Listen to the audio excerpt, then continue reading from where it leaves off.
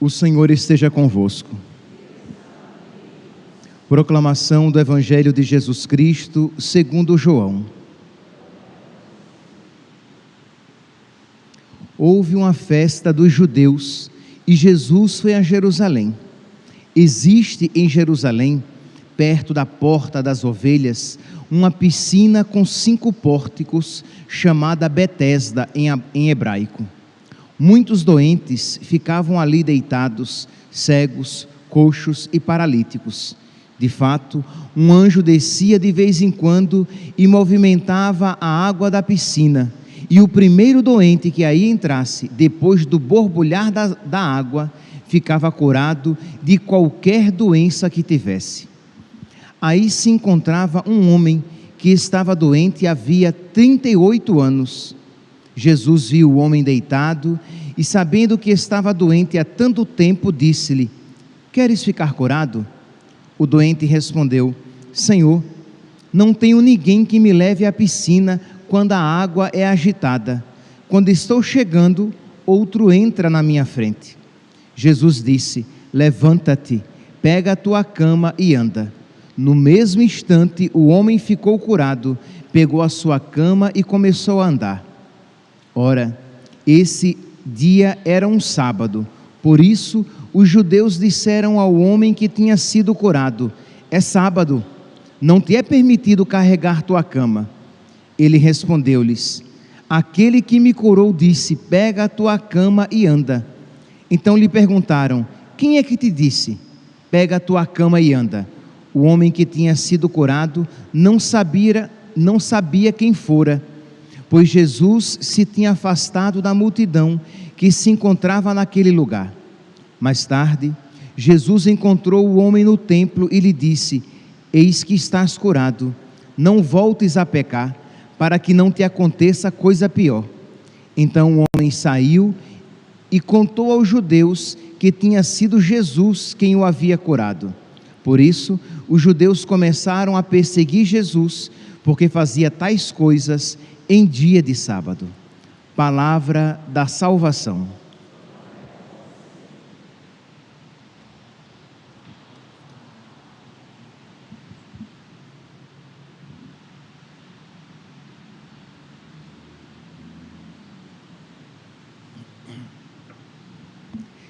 Caríssimos irmãos e irmãs,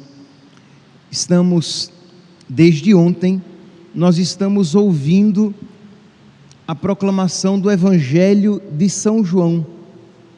Agora, até a Páscoa, nós iremos ouvir constantemente esta leitura do Evangelho de São João, que nós iremos ver que há um crescimento no ódio dos judeus. Isto é, enquanto Jesus vai deixando cada vez mais clara a sua messianidade, que ele é o Messias, vai se tornando cada vez mais profundo o ódio no coração dos fariseus, dos saduceus, que querem a morte de Jesus.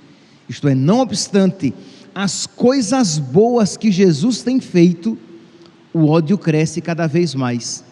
Não obstante Jesus deixar cada vez mais clara a sua divindade, isto é, que ninguém fez as coisas que ele estava fazendo, que não tinha como não reconhecer algo de sobrenatural em tudo aquilo que ele estava fazendo. Não obstante tudo isso, existia uma decisão má no coração dos fariseus e saduceus, que queriam a morte de Jesus. Isto é, aquilo que nós chamamos de pecado contra o Espírito Santo. Isto é, uma decisão no mal. Você se endurece no mal e se fecha totalmente à graça. Então este fechamento à graça vai se tornando cada vez maior, e este endurecimento cada vez mais evidente no coração dos judeus, dos fariseus e dos saduceus. E nós veremos isso no decorrer das leituras até a Semana Santa. Pois bem, hoje nós vemos aqui Jesus que realiza mais um sinal, mais um milagre para mostrar que Ele é o Messias, para chamar à fé aqueles que estavam afastados. Mas existe uma particularidade neste sinal, neste milagre de hoje, porque se vocês pegarem os evangelhos, até mesmo o evangelho de São João, mas se vocês pegarem Mateus, Marcos e Lucas e São João, vocês verão que em todos os milagres de Jesus existe uma manifestação de fé. A pessoa que vai receber aquele milagre, ela manifesta uma fé pequena, ok? Que crescerá com aquele sinal, com aquele milagre, mas ela manifesta uma fé, ou, se não for ela, alguém que estava pedindo aquele milagre. Por exemplo, para dar um exemplo bem próximo, ontem, o evangelho de ontem, o filho do funcionário do rei, o rei vai, pede a Jesus pelo seu filho, Jesus diz, pode ir, ele está curado, ele está vivo, e diz então que o funcionário do rei acreditou, porque voltou para casa, acolheu aquela palavra de nosso Senhor, e voltou para casa, e não ficou, mas eu queria que o Senhor fosse lá, que o Senhor impusesse a mão, que eu visse alguma coisa. Não, Jesus disse, ele está curado, e ele acreditou. Pois bem, mas aqui isso não acontece. Diz aqui que existe em Jerusalém, perto da porta das ovelhas, uma piscina com 5 pórticos, chamada Betesda em hebraico. Muitos doentes ficavam ali deitados, próximos àquela piscina, porque existia uma história que dizia que de vez em quando um anjo descia, movimentava as águas, e quem entrasse primeiro ficaria curado de qualquer doença. Então Jesus encontra diz aqui no versículo 5, João capítulo 5, versículo 5, aí se encontrava um homem que estava doente havia 38 anos. Jesus viu o homem deitado, e sabendo que estava doente há tanto tempo, disse-lhe, queres ficar curado?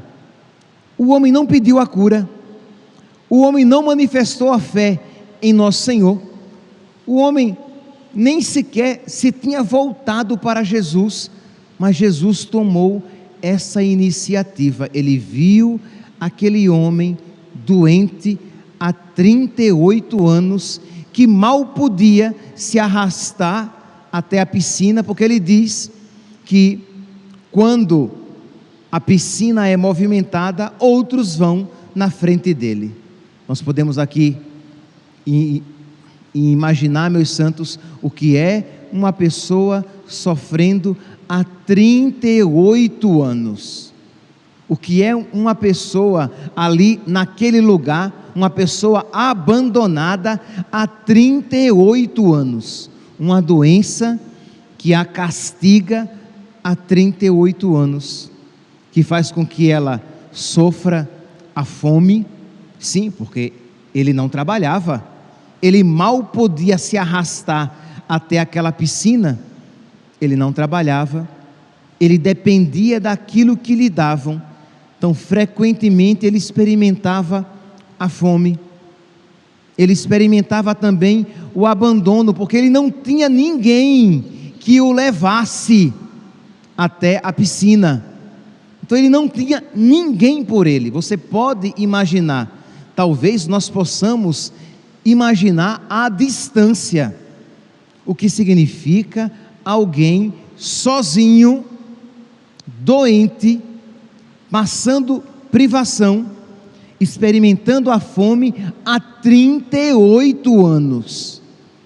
Nós, que provavelmente temos algumas dificuldades, porque todos nós temos, mas será que uma dificuldade, um sofrimento tão doloroso quanto esse, e há tanto tempo quanto esse, há 38 anos, aquela graça, digamos, perdida, porque quando a água era movimentada, um outro chegava. Ele não tinha ninguém. Há 38 anos pedindo a Deus que dele tivesse misericórdia, e aparentemente não vendo nenhum sinal dessa misericórdia. Há 38 anos sofrendo, além da doença no seu corpo, sofrendo a fome, sofrendo a tristeza. Sim, porque nós podemos aqui imaginar a tristeza na alma deste homem, que já é refletida aqui no diálogo com o nosso Senhor, que quando nosso Senhor pergunta a ele, versículo 6, queres ficar curado? Ora, a resposta natural de uma pessoa que ainda tem alguma esperança é, quero. Mas qual foi a sua resposta? Senhor, eu não tenho ninguém que me leve à piscina quando a água é agitada. Quando estou chegando, Deus sabe como, se arrastando, quando estou chegando, outro entra na minha frente. Isto é uma resposta de desespero, é uma resposta sem esperança, porque quando Jesus pergunta, queres ficar curado? A resposta esperada é, quero, Senhor. Mas ele já não tinha esperança nenhuma de ser curado, porque há 38 anos que ele sofria a decepção de chegar à beira da piscina e ver que um outro lá já estava. Pois bem, 38 anos de fome, 38 anos também de sofrer furto. Como assim, padre? Se nós tivermos experiência de moradores de rua, nós sabemos que isso acontece. Os moradores de rua sofrem o furto, isto é, outros companheiros mais fortes roubam, às vezes, a comida que ele conseguiu, ou um cobertor melhor. Então, há 38 anos sofrendo fome, há 38 anos sofrendo o abandono, a tristeza, o furto, o frio, a doença. Há 38 anos. E aí diz então que Jesus misericordiosamente toma a iniciativa e vai ao seu encontro. Meus irmãos, o primeiro passo que nós devemos dar diante deste texto é não perder a esperança do olhar de Deus sobre nós. Uma das doenças mais terríveis na alma de uma pessoa que sofre é a tentação ao desespero, sentir-se tentado a se entregar ao desânimo, ao desespero. Deus não olha para mim, Deus não ouve mais as minhas preces, eu não mereço as graças de Deus. É verdade, meus santos, merecer nós não merecemos, mas Deus misericordiosamente nos concede. Deus nos ama e Deus cuida de nós. Então nós precisamos renovar a nossa fé para que não caiamos numa situação de desespero semelhante, porque mais doloroso do que o sofrimento é a sensação de esquecimento por parte de Deus. Que nós não permitamos, quando a doença, as dificuldades financeiras, as dificuldades morais, a luta contra um pecado na sua vida, que você não permita que aquela tentação de Deus não ouve você, Deus não olha mais para a sua vida. Há tanto tempo que você luta contra esse pecado, há tanto tempo que você suplica a Deus esta graça, Deus não ouve mais as suas preces. Que você então, na fé, que você diga, eu creio na bondade de Deus, eu creio. Você vai dizer, mas padre, mas é muito duro dizer isso, porque eu digo isso com a boca, mas os meus olhos veem uma circunstância diferente. Mas não diga apenas com a boca, diga com a fé, Deus cuida de mim. Existe um trecho no livro de Abacuque, eu não trouxe aqui, mas eu posso depois procurar e enviar nos grupos um trecho bonito do livro de Abacuque, que diz assim: ainda que não haja mais ovelhas no aprisco, nem gado nos currais, mesmo assim eu creio em Deus. Isto é, mesmo que me falte o necessário, mesmo que aparentemente eu pareça ver o abandono de Deus, eu creio no amor de Deus. Eu comentava com uma pessoa por esses dias uma frase de um prisioneiro judeu de Auschwitz, ele preso, tendo como certa a sua morte, sofrendo todos aqueles maus tratos naquele campo de concentração, e ele escreve na parede da sua cela: Senhor, ainda que me mates, eu creio em Ti. Isto é, ainda que o Senhor permita a minha morte, ainda que eu venha perder a minha vida, eu creio em Ti. Isto é uma fé poderosa, e você dizer: Senhor, com a Tua graça, independentemente do que me aconteça, eu creio no Teu amor. Quem aqui está disposto a fazer uma prece semelhante? Quem aqui está disposto a dar essa alegria ao coração de nosso Senhor? Sim, porque é uma alegria, porque não há, uma das maiores tristezas que nós podemos dar ao coração de nosso Senhor é duvidar do seu amor. Como é que nós podemos duvidar do amor de Deus olhando o crucificado? Não há maior amor do que aquele que dá a vida pelos seus amigos. Ora, como é que nós podemos duvidar então do amor de Deus? Então, se nós queremos dar a alegria a nosso Senhor, digamos confiando na sua graça, na graça dele. Digamos confiando na sua graça: Senhor, independentemente do que me aconteça, eu creio no Teu amor, na Tua bondade e na Tua providência. Esta é uma fé que alegra o coração de Deus. Fé esta que não estava presente aqui no coração deste da piscina de Betesda. Mas diz então que nosso Senhor misericordiosamente dele se aproxima, pergunta se ele quer ser curado. Ele começa com as suas lamentações, sem responder logo se quer ou não ser curado, porque no fim das contas ele não diz se ele queria ser curado, ele diz que ele tentou e que nunca conseguiu. Mas a pergunta de nosso Senhor não foi: você já tentou ser curado outras vezes? Aí a resposta seria essa: tentei, Senhor, mas todas as vezes que eu fui, um outro já tinha conseguido. Mas a pergunta não foi essa. A pergunta foi: você quer ser curado? E ele não respondeu àquela pergunta, porque estava ensimesmado na sua dor, estava tomado de tristeza.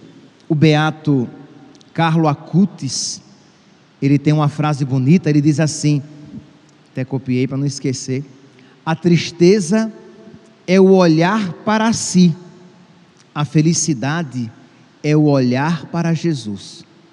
Então, quando você tem um olhar voltado para si, simplesmente, quando você está ensimesmado, ensimesmada numa situação de sofrimento, você vê apenas dor, você vê apenas escuridão, você vai ser tomado simplesmente, revestido simplesmente pela sua dor, porque é da sua dor que você nutre, é da sua dor que você se nutre, porque você está ensimesmado e fechado na sua dor.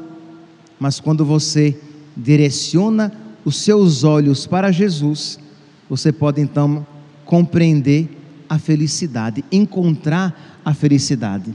Mas este homem estava preso na sua dor. Jesus pergunta: você quer ser curado?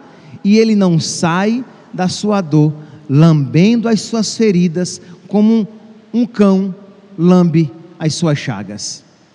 E nós muitas vezes assim nos encontramos quando estamos sofrendo. Ficamos tão presos nos nossos problemas que não conseguimos nos abrir para a fé. Então Jesus, mesmo sem ele pedir, mesmo diante daquela pergunta de Nosso Senhor, Jesus diz: levanta-te, pega a tua cama e anda. E diz então que ele nem sabia ainda quem era aquele homem. Ele pegou a cama e foi-se embora. Os judeus se encontraram com ele, carregando a cama em dia de sábado, perguntam a ele quem deu a ele permissão de carregar a cama. Ele disse: olha, aquele, eu nem sei quem foi, aquele que me curou, disse: pega a tua cama e anda. Então, eles perguntaram: e quem te disse, pega a tua cama e anda?